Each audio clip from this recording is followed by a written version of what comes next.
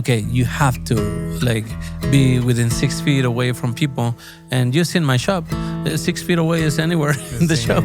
That's right. But I mean, it got to the point where we open 6 a.m. to 6 p.m. and only sell $50. How can you be broke and still give? This is the Voices on the Wind podcast. My name is Maverick. And I am Toby Lyles. This is my esteemed son. We haven't said that in a while. No, you need to know we your haven't. esteem. I think you need to add it. And today we have Eloy Martinez. This is round 2, and this is a really good interview. Here we go. I had no idea what I was getting myself into. And but I knew that I could do it because I work, so you have some work ethic and you roll with the punches. And in the last episode, I mentioned that it was so hot in there. One of my customers walked in and I had a fan propping the door open. And I mean, to this day, he's still coming in. It's been a great adventure. I tell you that right now. And I mean, I can't believe we're going on to 7 years almost. In July will be 7 years. Okay. I feel like we just got started. And just like when we got started, then it was July, and it was busy, and it was 2019, so we get busy, and then COVID happens. And then COVID happens. I mean, go figure. Yeah. Everything shuts down. You just poured out your life savings-ish, a lot of money into starting a business that you've saved up over 15 years in the restaurant industry, I'm assuming. And I got a good deal with the guy to where he would work with me, and I can do installments at the end of the month. So we work a contract pretty good. Okay.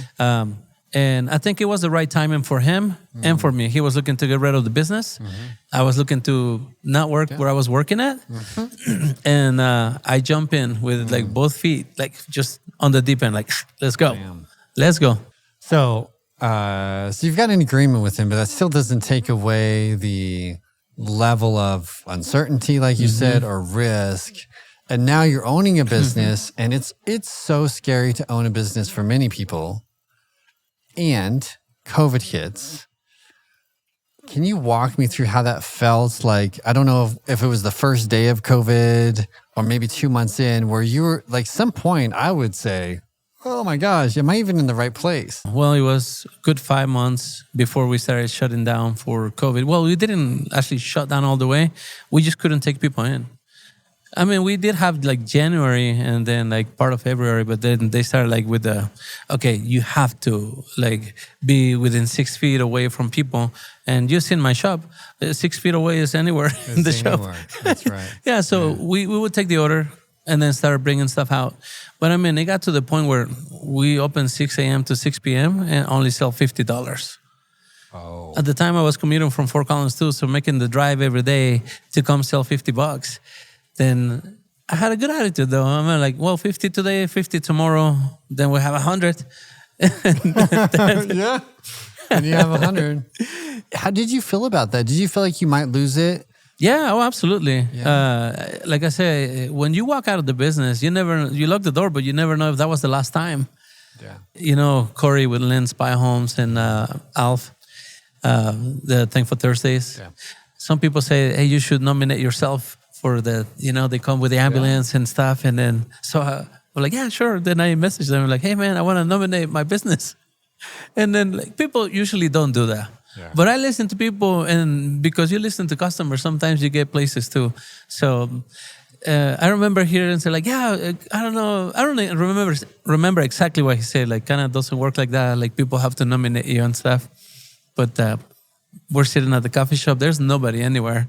And then I see the ambulance drive by and they pass the shop. I'm I figure, they're going somewhere. And I tell my wife, they're going around the corner and they're going to go bless some people. And next thing you know, they're coming back. So Luis comes with his camera. Alf's right there. And then Corey, and then, they gave me $1,000. Wow. It's it was straight from heaven. I tell you that. Yeah. And they were yeah, man, he threw the money. I was man, make it rain. I shower right here. I got my $1,000, man. That helped a great deal. Yeah. Because there was no money coming in. No, during yeah, those days. $50 a day. You're probably not breaking even. No, Yeah. breaking even. Good thing I had no employees at the time too. And then I started unplugging all the coolers too. Whatever I didn't need, I don't need to pay electrical as much and stuff. And then just barely use anything. And it was it was very challenging. But at the time, you kind of don't know how much of how much trouble you're in until you look back and be man, if this would have carry on for a couple more months, that was it. You would have not had a business anymore. Because you still have to pay the rent, everything else, and then whatever little coffee you have, you gotta pay for it and stuff, whatever you order. And those orders weren't big. I mean, I'm talking about like every now and then, because I used to buy my burritos too from the guy that sold me the shop. Okay. And then so I get orders for like 200, 400. It was like once a week. Then I order some stuff, and then twice a week. Then I say, you know what, we're gonna have to start making our own cinnamon rolls here, and we're gonna have to start doing this here, like do a couple things to cut back on expenses. And I mean, I'm always used to doing things, and I'm like, besides, I'm sitting here, I'm not doing anything. I gotta do something here. Once we started making the donations to the hospital, that's when people started to know, like, oh, they are open. And then I say, well, now I went from like making the donation fully myself to be like, if you buy a drink, then I'll buy another drink. And then together we bring more drinks to the hospital and stuff like that. Was that a turning point? Yeah. Yeah. Oh, yeah, absolutely. Yeah. Because I mean, had I not done any of that, I don't think people would have known that I was open. I would have just thrown away my food at the end of the day if I closed the shop. Yes. And then I had to find a storage for all my equipment. So it was definitely a turning point to where today we're still open. You know, I'm very thankful for all the customers that I have. There's a lot of people. I mean, I'm a people's person, and I love everybody. People vote with their money, and they can go anywhere. And the fact that they come with us and they spend that money, they vote for us. And let me tell you one key one key customer at the time too, Officer Jim Eddy.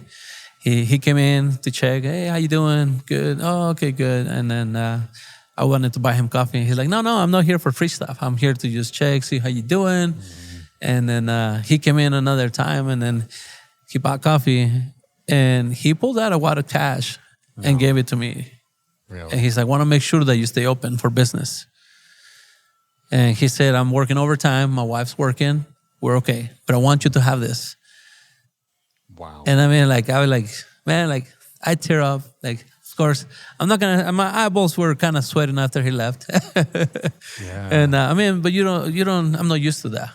You know, I'm not used to people being like that nice and stuff. And for him to go out of his way, he's got a family, he's got kids, he got his wife.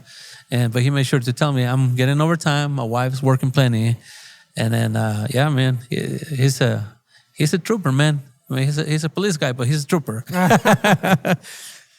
You make it through COVID, and there's these.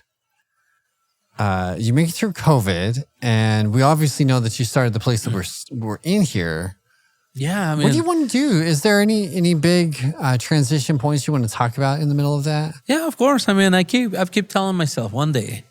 I think it was a butler for the Marriott. He was the elevator guy, and he kept saying one day. To one day, he was the owner of the hotel. I might be wrong, but I think that's what I remember. And I keep telling myself also one day, and I tell Jamie, one of my employees, I say, one day I have a kitchen big enough to where we can walk. You can walk here and I walk here too, and we don't bump into each other, or I don't have to wait for you to get out of my way, and I can get into the cooler. You gotta set up goals, and one day we own the building. One day we're not gonna have a lease because we're not gonna be worried that we're gonna be kicked out of somewhere. And I keep telling myself that you gotta aim a little high. That when you throw like your shot, if you don't reach the top, somewhere in the middle. Yeah. But at least not in the bottom. So yeah. And it's not for the average too, because you gotta be a little crazy. I don't settle for the 9 to 5. I get 2 days off and 2-week vacation a year. I work. I don't care. I work, and when my time is done, I hope that my kids are okay, that my family is okay. I'm healthy right now, so I can work, and I want to take advantage of that. And when I retire, when the time comes, if I retire, because I enjoy working with people, so it's kind of hard to be thinking of like one day, well, I'll just don't talk to anybody and go fishing and sit on my porch. It's like, no, I want to own coffee shops in the end, and still like go around and still visit with people. How are you? Whether I know them or I don't know them, still want to hear their story. Oh, I'm passing through, or we got a new kid. I started to see customers when I first opened, and they had kids. They were kids, and now they're growing, and we're still the shop where they're starting to say, well, that's where I used to go with my mom. That's where I used to go with my dad when I was younger and stuff. And it makes me feel old. I mean, I can't help but starting to feel old. The kids are growing, and I look at myself in the mirror, and I still look the same to me. But I'm sure, I mean, gray came in, and I'm starting to get more gray. But we'll get old when we get old, when we let that old person in. So not today, not tomorrow, no, in 10 years, I'm still young. This is a really good story, and I want to pause for actually another really good story. I've got Tate Schrock with Edge Flight. You know, when we talked, Tate, right at the beginning, you told me the story and all of our listeners and how you found a weather balloon satellite, you know, on your farm, on your family's farm, and you're building that, and you're helping other people essentially find the same, because you kind of like reverse engineered it, and now you built a business off of that. So can you tell us about these satellites? Sure. I've started my journey as a self-taught learner. One, it goes back all the way to when a weather balloon landed in my front yard. I took it apart, started building things that also go to the edge of space, whether it's CubeSats, whether it's weather balloon kits, and wanted to make sure that other learners, other explorers, and other people, even hobbyists and professionals alike, can all take that same technology and explore their own missions, get to the edge of space on their own balloons, and explore the unknown. Whether it's even at the edge of space or even just in a classroom environment, we build the technology that empowers those individuals to do that. Whether it's schools, hobbyists, professionals, all alike, we build that entire ecosystem. I just love that it started with you kind of tinkering. And what I like too is that you're sending people a box, you're sending kids a box so they can get a bunch of electronic parts, kind of like you got on the farm. And they get this opportunity to put together something that can fly. Yep. It's the opportunity of a lifetime, all inside of a kit that we make available to anyone, whether you want to tailor it for a specific mission, whether you have a learner that's specifically focused in learning more science, or maybe it's one that's focused on atmospherics, maybe it's meteorology. We cover the entire broad scope in our educational kits. That's cool. If they're going to find that, where should they go? Check out edgeflight.com/VOTW. Do you want to talk about the building of this side of this? Yeah, of course. Yeah. This happened. It was too, also kind of by accident too. Okay. The space became available. And So you've been running the downtown location. Well, they're both downtown, but your original location. Yes. For it was almost 2 years. 2 years. It was almost 2 years. Almost 2 years. And Which still means you're like pretty darn new. yeah, oh yeah, absolutely. Did you feel green at that point, or did you had you started to own I'm a coffee shop owner? Well, I never feel like a hot shot to begin with. I always feel like if you do a good job, it shows. Okay. So I say, and I always been one to work. So I work, and the opportunity showed, and I say, you know what, I'll give it a shot. I didn't know that I was gonna get the space, and some people have a little bit more faith in you. I wrote the bid, basically, my menu, what I would do, and that I have people training, the workshop training some people if the space is available for me. Okay. Because it was just available for anybody that wanted it. And they had to put in their bid, their experience and stuff. And at the time for me, I had already been running the shop, so it was successful to a point. I was open. So that was success for me because I'm still open for business. That's right. Yeah.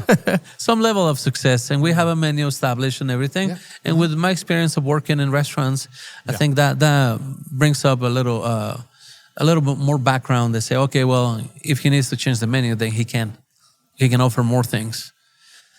So I got it, as you can tell. Okay. I got it after all, and then I started to work. So I started to come in and they had tape on the floor, and this is where you're gonna be. So build it pretty much. Then I had to go to Home Depot, start getting a bunch of wood and everything. Before going to open the shop, I was here. After I closed the shop, I was here Monday through Sunday for a couple months until I built this. I did reach out to some people to see how much it would cost them for them to build me my countertop, which say I don't know, maybe $3,000-$4,000. And now it's like $18,000, $15,000. And now I'm like, man, I don't have $5,000. Yeah. So that's when I got the idea of like, okay, well, I had no clue what it was going to look. I just kind of followed the blue tape and I started building. Wow. And I'm like, okay, well, this is where I'm going to put this. So I had a plan where I was going to have my espresso machine, POS system.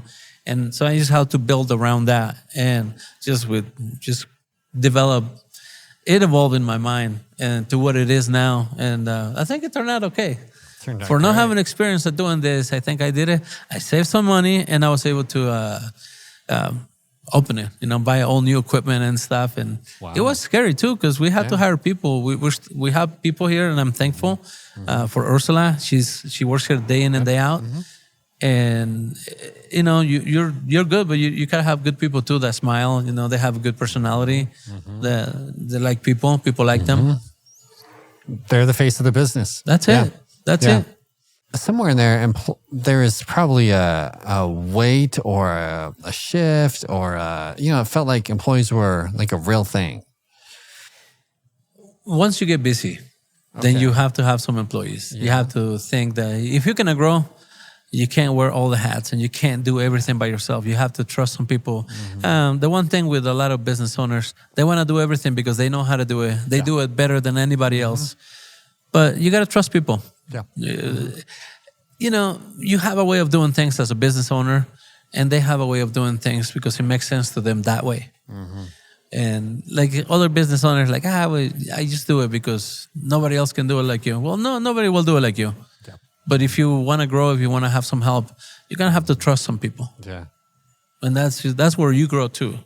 Or else you're stuck forever doing the same thing over and over again. So as I learn more in life and I listen to some mentors and stuff, it comes the point where you have to grow and you have to let somebody else do what you do.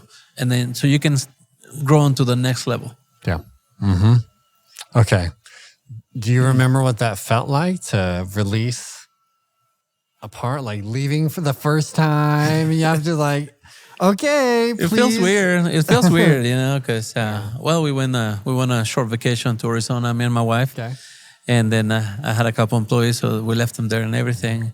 And we were able to step away, so we did and everything. And then we come right back, and I slept for like an hour and stuff. After we came back, I wouldn't even go to sleep. My wife's like, take a nap, and then I slept like an hour after driving back, and I had to be open and stuff.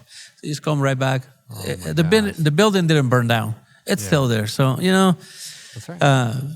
Customers understand sometimes when you step out, when you start to grow, when you have to run an errand, when you have to go to a meeting, you have to do things, more important things than make coffee at the time. You got to step away and do those things. And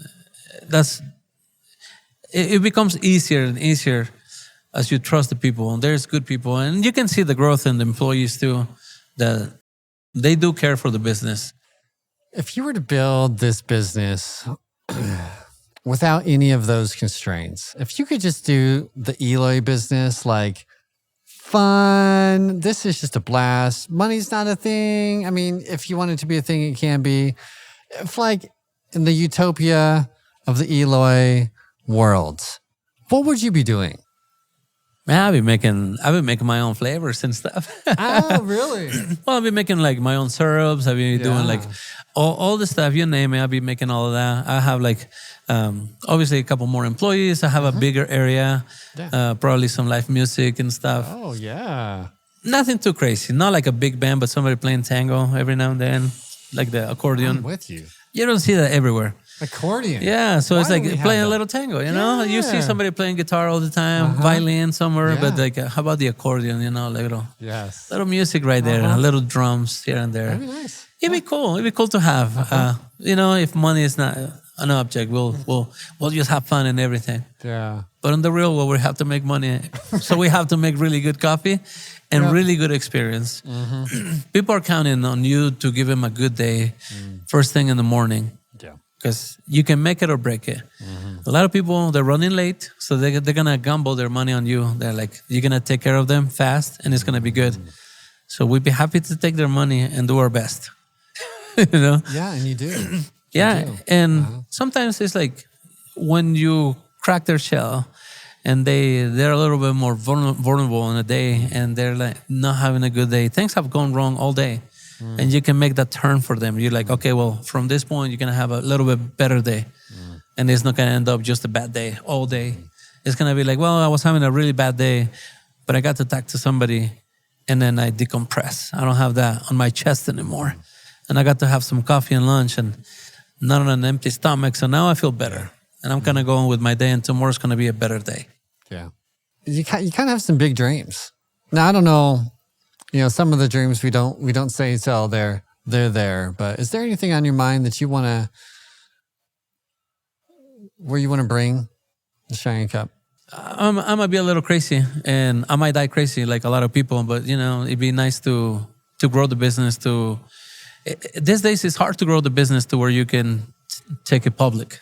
Oh, yeah. Uh-huh. And like ring the bell in New York and everything. Yeah, uh-huh. But it'd be nice. Like if one day, like there's crazy people with crazy dreams. And I'm sure those people in the past that have businesses that they're public right now, they were told that they were crazy, that they'll never do it.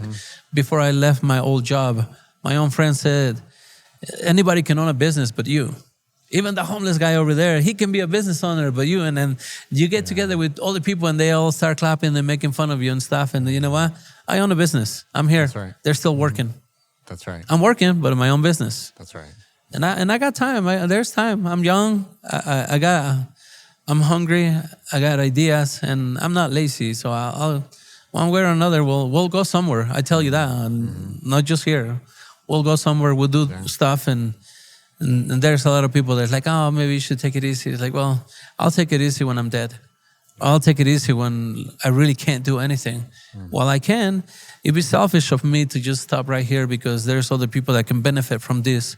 If you grow, you need more employees. You can be a stepping stone for those college kids that will work with you, that will learn something from you, and then continue their journey, whatever their major, maybe their major in medicine or whatever. You're a part of their life because you decided to do this. If I didn't do this, that shop would have been closed right now. Yep. That guy that sold me the shop would have collected his equipment and taken it somewhere else. Wow. He doesn't own no coffee shops right now. Okay. He sold the coffee shop, and then the other owner is doing it, and then finding out that it's not all like it's not always a dream job. You just gotta be there long hours. Yeah. You gotta answer a lot of questions. You gotta do a lot of things. If you're not used to it, then it's not for you. It's for the crazy. This is the second time talking to Eloy, but every time I just love going in his space. And the second one is so nice it always looks good. It has a nice home feeling. The drinks are amazing every time. I love them. And this time I like that he touched on the fact that, COVID was not, easy, and how he used that, like he wasn't like, oh, this is hard, and so now I'm just gonna kind of just die out. He gave, even though he pretty much had nothing to give, and I just think that is something that is so hard to do, especially as a business owner. He was going in and making like $5. That's not, that's not money. That's not money to run a business, and yet, he's not making that's $5 for him. Maybe. And he still pursued. It was not easy. He had to drive out, and he still pushed through it. I think that is a different kind of resilience. We see lots of different kinds of resilience on this podcast as entrepreneurs. That one, I would say, to keep giving. And now he's got 2 shops. He's got employees. He's a staple in this community. And I think that really is because he decided to give. Well, it is because he decided to give even when he had nothing to give. Yeah. Yeah, I was sitting in his coffee shop the other day and heard some of his employees talking about how much they appreciated him, and they were trying to make things right for him in a really positive way. And I was like, yeah, his generous influence extends far beyond just growing the business and looking good for himself. It goes into the secret parts that some people might not see. Yeah. So I'm really impressed. I really, really like Eloy. Who doesn't? Yeah. So, I love what he's building. He is changing a community by how well he prospers and helps other people prosper. So maybe we all do the same. Until then, my friends, happy sailing.